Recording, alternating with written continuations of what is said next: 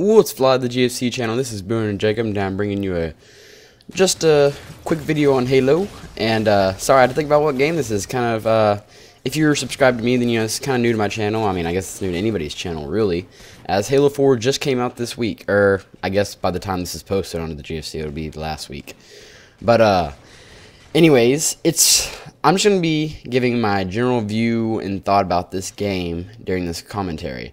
And because whenever I was thinking about posting to the GFC, this is something I was thinking about posting about, because so far I'm really liking the game. Anyways, the first thing I'm going to talk about is the campaign. I haven't played too terribly much of the campaign because I'm playing through it with Matt, and he was busy like the last half of the week, and so I've only played the first two missions. But so far, just the first two missions have done great, and we're not even like to the action part of it yet. Granted, obviously there's going to be action in a first-person shooter campaign, no matter how far you go in. But so far, you haven't gotten to like the real intense action stuff, where it gets deep into the storyline and stuff. But so far, the storyline is amazing with just what we've played through, and I'd imagine we'll probably play through more of it soon. But I can't say too terribly much about the campaign so far because, like I said, I haven't played just too terribly much of it. But I can say a lot about the multiplayer because I'm almost level 20, and that doesn't seem like just super big achievement. But I wasn't able to play last night, and I haven't played any today. I'm level 19, and so I got to level 19 in 3 days just playing what I could after school, like during the nighttime. And I mean, that's not, too terribly big of an accomplishment because a lot of people would, a lot higher already, like level 30 and things like that. But I think the multiplayer is great. And I normally wouldn't play Halo 4. I normally wouldn't play Halo 4 or really any other first-person shooter outside of like COD, or during COD season, because normally I get so caught up in playing like the new COD game that's out that's all I play really for all the time that it's out. But I think that and I try to stay away from that because it's not the best thing. You have so many games, or at least I have so many games, and then you just kind of focus in on one. So I try to stay away from that as much as I can, and I feel like I'm really going to be doing that with this with the new game, because so far I think the multiplayer is amazing. And I've always loved Halo. Halo's always been one of my favorite games. I haven't played too terribly much of it since Black Ops came out because, there hasn't been a new one. And I never had Xbox Live whenever Halo 3, was in its prime. I mean, it's kind of always been in its prime, but I never played Halo Reach much either. I didn't like Halo Reach much. I didn't like Halo Reach really at all. It was never my favorite game, but I love the Halo series. I've always loved the Halo series. It was one of my first things that got me into gaming and competitive gaming too. Even though I never played too much Xbox Live on it, I always played with my friends. Dalton, when he came over, things like that. We always were playing like that. Halo was really like one of the only games we played.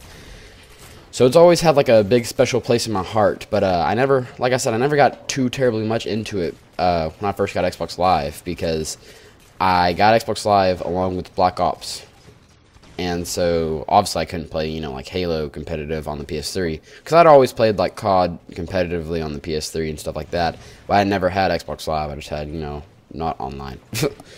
But so once I got Xbox Live, I was kind of, stuck into COD because that's what I'd always been used to with multiplayer. And also, that's what I had gotten at the time. I'd just gotten Black Ops whenever I got my multiplayer. So that's what I kind of stuck with. I never played too terribly much Halo 3 or Halo Reach. And mainly Halo Reach because I didn't like it. But Halo 3 also because I was just stuck in COD when I got it.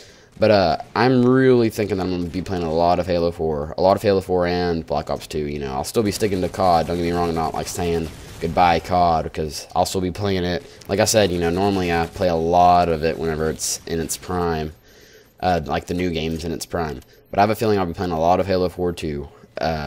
Halo 42. I'll be playing a lot of Halo 42 when it comes out in, let's just say 2058 or something like that, Or by then, there won't even be video games. It'll just be like an electronic suit you put on. And that's actually what me and Dennis were talking about the other day. We were saying It'd be really funny if you played Halo with like one of those things back, from like the NES and SNES and stuff, like one like the super helmets, where you put it on and like covered your whole game, or like covered your whole helmet, and you had like the power glove and stuff, and you were like controlling with that.